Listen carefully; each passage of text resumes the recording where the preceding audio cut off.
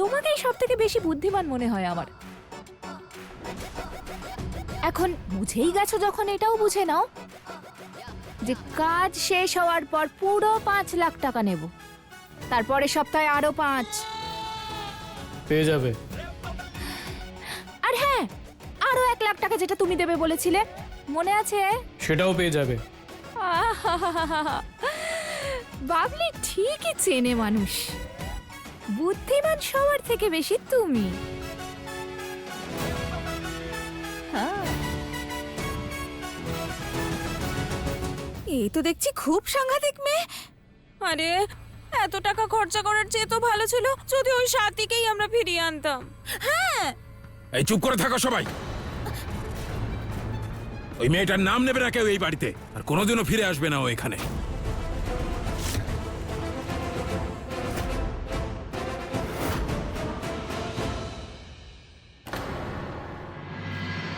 আরে আরে আরে, এই ঘড়িটা তো খুব দামি মনে হচ্ছে। আজ আমি এটা দিয়েই যদি হাত পাকিয়ে নি। এমনিতে ওই বাড়িতে যখন থেকে এসেছি হাতটা বড্ড চুল করছে। চোর চোর চোর চোর! আরে কে চুরি করেছে? কি চুরি করেছে? কে বাড়িতে চোর চোর বলে চিৎকার করছে? কে কি চুরি করলো? ওই যে ও ও চোর, ও চুরি করেছে। দেখো, ও চুরি করছিল, আমি হাতে নাতে ধরে ফেলেছি। চোর কোথাকার! চুরি ও করেছে, মিথ্যে বলছে এই মেয়েটা। ও করেছে? তুমি তাহলে ওকে চেনো না? ওকেই মারতে গিয়েছিলে তো। আরে ও সাথী, আমাদের বৌমা। মনে নেই তোমাদের মেরে অজ্ঞান করে দিয়েছিল? বলুন দেখি, আপনার লোক ওকেই চিনতে পারছে না, চোর বানিয়ে দিল। তার মানে যেই মেয়েটাকে আপনি সাথী সাজিয়ে এনেছেন সে একটা চোর। দিদি, তুমি এরকম কেন বলছো? আমি কেন চুরি করতে যাব? কারণ এটাই সত্যি। আর এটা যদি সত্যি না হয়ে থাকে তাহলে ওনার লোক মিথ্যে কেন বলছে? মানে আমি কার কথায় বিশ্বাস করব বলো? আরে এই সাথী তো চোর।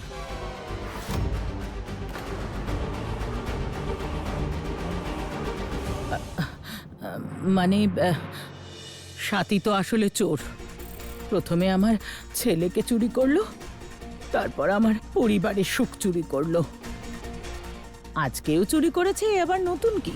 যদিও চোর হয়ে থাকে তাহলে আমার বোন সাথী নয়, কারণ আমার সাথী চোর ছিল না। এবার এর বিচার প্রতিবেশীরা করবেন। ওনারা জানেন সাথী কতটা সৎ। যে মেয়েটা ডিভোর্সের জন্য 1 টাকাও দাবি করেনি সে কি চুরি করবে? এই মেয়েটাকে শুধু সাথীর মতো দেখতে।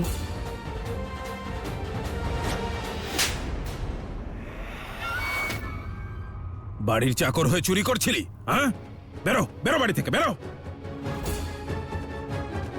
হ্যাঁ, আমি কি বলছিলাম?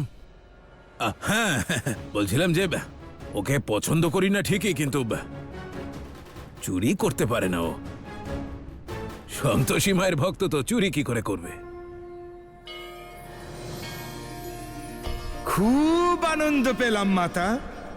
পরিস্থিতির চাপে পড়ে হলেও আজ এই প্রথমবার সিংহাসন সিংহ ভক্ত সাথীর গুণের প্রশংসা করলো। দেবর্ষি, অধিকাংশ মানুষ অন্যের গুণের প্রশংসা তখনই করে যখন সে ব্যক্তি তার সামনে থাকে না, আর যে অন্যের সামনেই তার গুণের প্রশংসা করে সে মানুষ খুবই মহৎ হয়।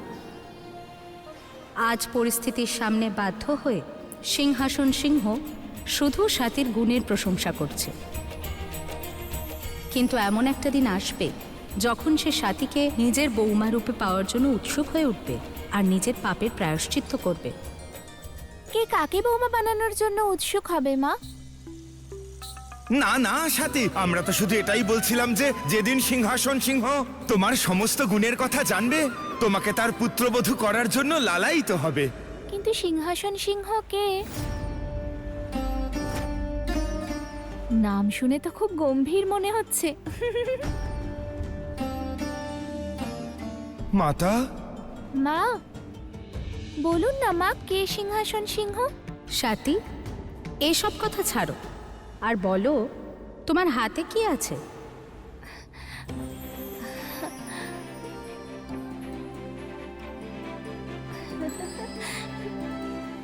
এদের আমি আপনার বাগান থেকে পেয়েছি, এদেরকে আমি আমার কাছেই রাখবো।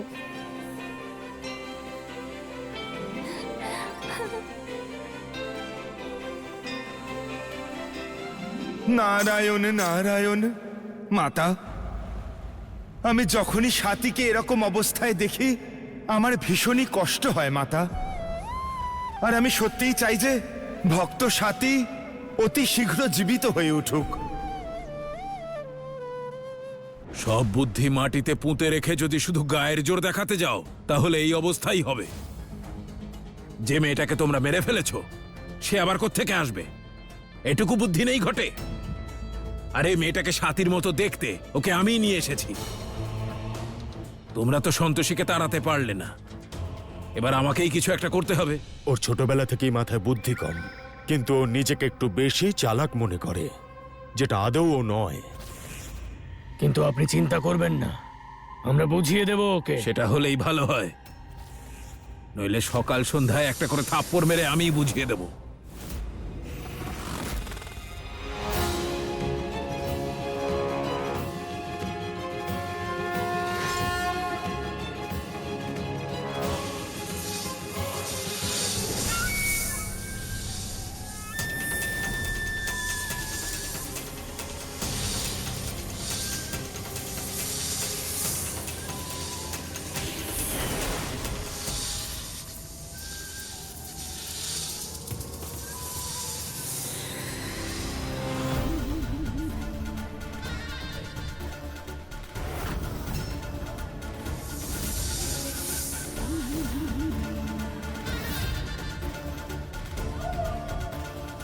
সাহস হলো কি করে আমার আদেশ অমান্য করার? দেবী সন্তোষী, আমার হঠাৎই এখানে অসুর শক্তির আভাস হলো। এটা নিশ্চয়ই দেবী পৌলমীর উপস্থিতির আভাস, উষ্মা। না দেবী, এরা ততটাও শক্তিশালী মনে হচ্ছে না, আর এই আভাসটা অন্যরকম। আমি দেখছি।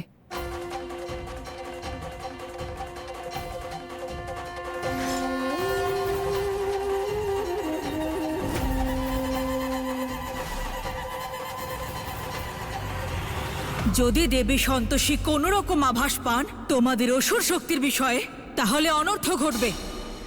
সেই জন্য যা আদেশ করেছি তা পালন করো।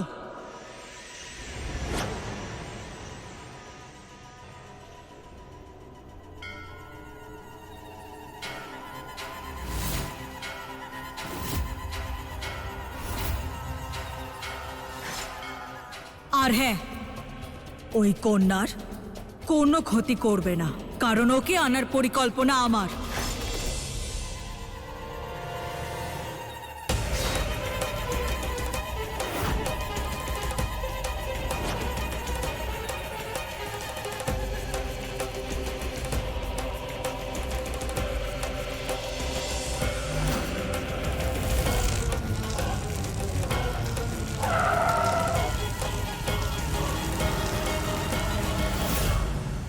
এটাই হলো সেই স্থান যেখানে অবিকল স্বাতীর মতো দেখতে একটি কন্যা আসবে। আর আমি যতটা সিংহাসনকে চিনি, এই সুযোগও বিফলে যেতে দেবে না। কিন্তু এসব করার কি প্রয়োজন ছিল দেবী? তোমরা যে যুগ থেকে এসেছো, কলিযুগ তার থেকে ভিন্ন। এখানে ছলনা আর কপটতার মাধ্যমেই কার্যসিদ্ধি হয়। সেই জন্য আমার উপাসক অধিক। আপনার পরিকল্পনা অদ্ভুত দেবী। এবার যাও নিজেদের কার্যে।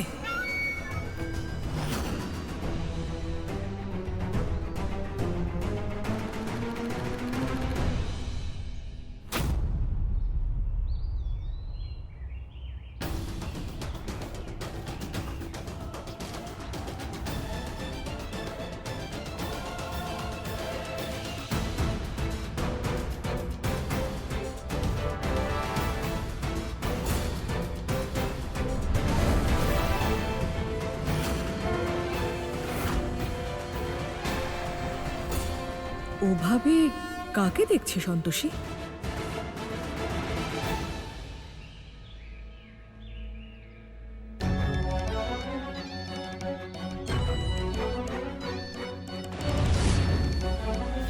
এই মেয়েটির মধ্যে দেবী পৌলমীর গুণ আছে এটা তো আমি বুঝতেই পেরেছিলাম, কিন্তু দেবী পৌলমীকে এখানে দেখে আমার বিশ্বাস জন্মেছে যে এই মেয়েটিকে দেবী পৌলমী এখানে নিয়ে এসেছেন।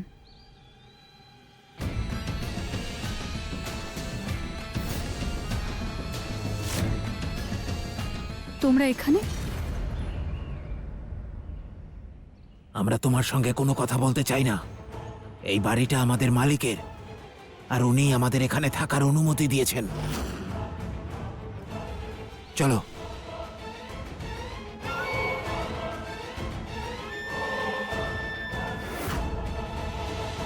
এই মানুষগুলি এখানেই রয়েছে অথচ আমি বুঝতেই পারিনি। এই মেয়েটির সত্যিটা জানার জন্য আমাকে এবার ওকে দিয়ে এমন কিছু করাতে হবে যেটা ও কখনোই করেনি।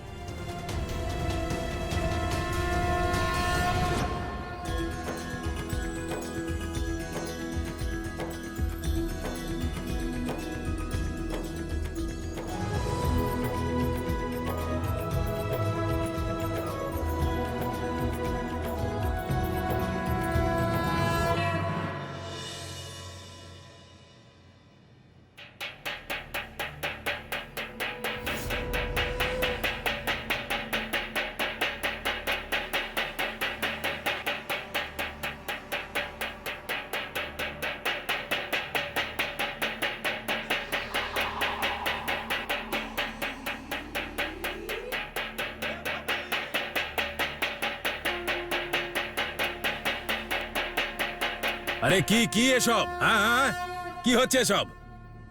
আরে ও সাথে দিদি কি করছো? এবার সেটা তো আপনার প্রিয় বৌমা স্বাতী বলবে। কি হলো স্বাতী, ভুলে গেছো নাকি? সন্ধ্যা আরতির সময় হয়ে গেছে। স্বাতী তো এরকম কথা ভুলতো না। আজ কি হলো?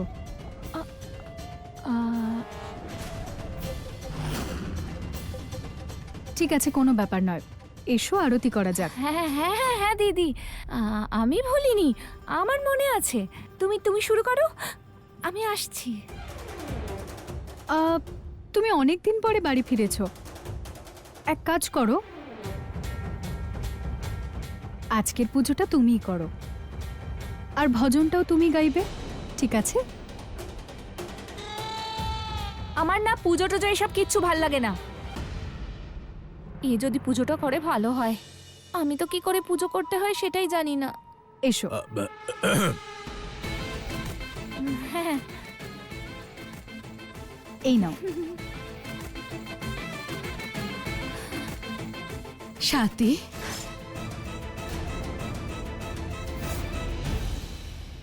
অনেক দিন হলো তোর গলায় ভজন শোনা হয়নি, আজ গা না একটু।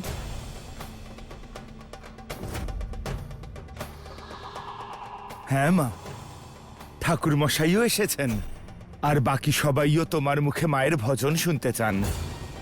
সত্যি বলছি মা, মন্দিরের ভজনও তোমার গলার স্বর ছাড়া অসম্পূর্ণ মনে হয়। একবার গাও না মায়ের ভজন। একদম ঠিক বলেছেন ঠাকুর মশাই, স্বাতী ভজন না করলে তো পুজো অসমাপ্ত মনে হয়।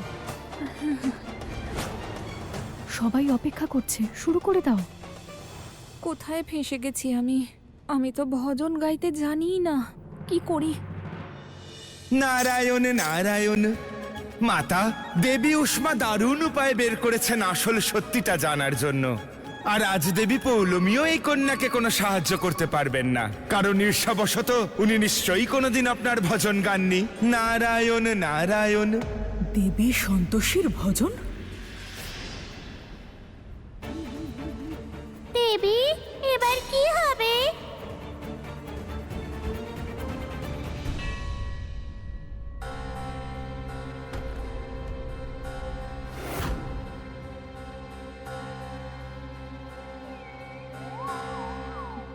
স্বাতী, সাবধানে মা, আরতির থালাটা পড়ে যাবে তো।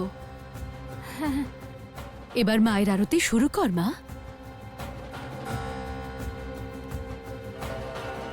আরে জুতো, মা ভজন গাওয়ার আগে তোমার জুতোটা খুলে নাও।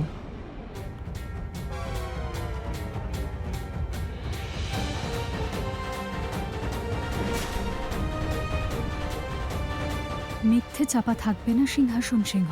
এই বহুরূপীর সত্যিটা বেরোনোর পরই আমি স্বাতীর উধাও হয়ে যাওয়ার সত্যিটাও তোমার মুখ থেকে বের করে নেব।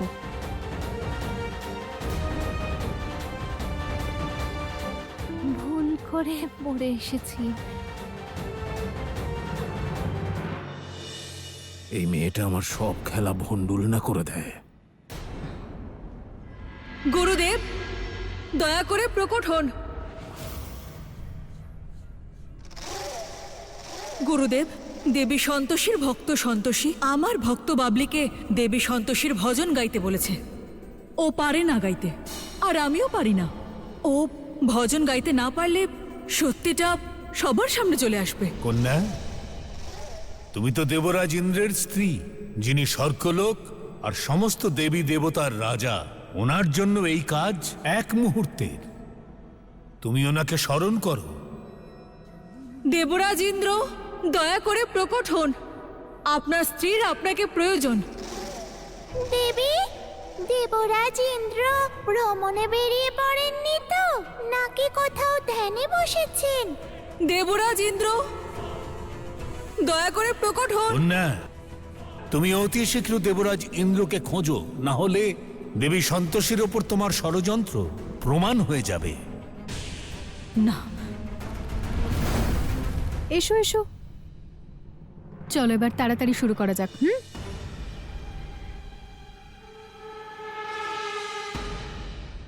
আমি বলছিলাম কি যে আমি নতুন একটা শাড়ি পরে আসি। সকাল থেকে এই শাড়িটাই পরে আছি।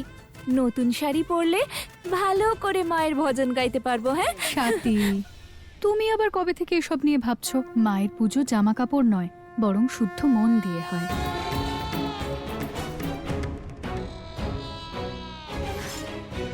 মাতা, একজন প্রকৃত ভক্তই জানে যে মাতা ধন সম্পত্তি বা অর্ঘ্যদানে নয়, বরং প্রকৃত ভক্তিতেই প্রসন্ন হন। সত্য বলেছেন দেবর্ষি আপনি।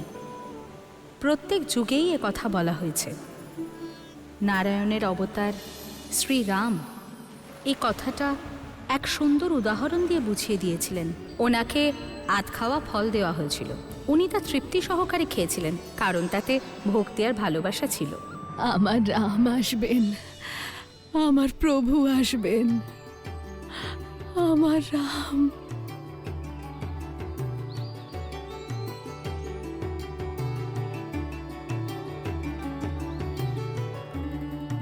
আমার রাম, প্রভু শ্রীরাম আসবেন।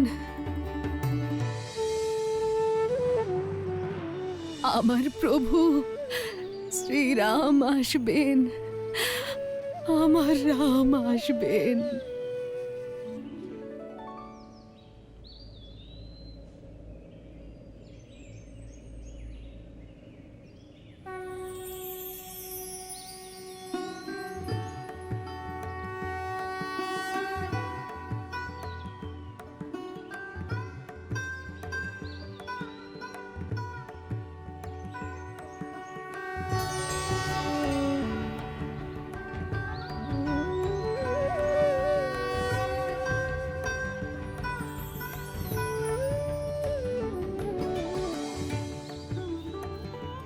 আমার রাম, আমার প্রভু শ্রীরাম, আমার রাম এসেছেন। আমার জীবন ধন্য হয়ে গেল। এই মুহূর্তের জন্য বহু বছর অপেক্ষা করে আছি প্রভু। অনেক দয়া করেছেন এই অভাগিনীকে। আমার শ্রীরাম এসেছেন। আসুন, আমার জীবন ধন্য করে দিলেন প্রভু আপনি। আসুন, আসুন প্রভু, এখানে বসুন। প্রভু, এখানে বসুন প্রভু। আমার প্রভু শ্রীরাম এসেছেন। আমার শ্রীরাম প্রভু, আপনার নিশ্চয়ই খুব খিদে পেয়েছে। আমি কিছু ফল নিয়ে আসি প্রভু। আমার শ্রীরাম। দেবর্ষি, ভক্তি হলো এক ভাব যার সম্পর্ক কেবল হৃদয়ের সঙ্গে। যদি হৃদয় পবিত্র হয় তবে কোনো ভক্তের নিজের আরাধ্যকে কিছুই অর্পণ করার প্রয়োজন নেই। ঈশ্বর শুধুমাত্র ভালোবাসা চান। মা,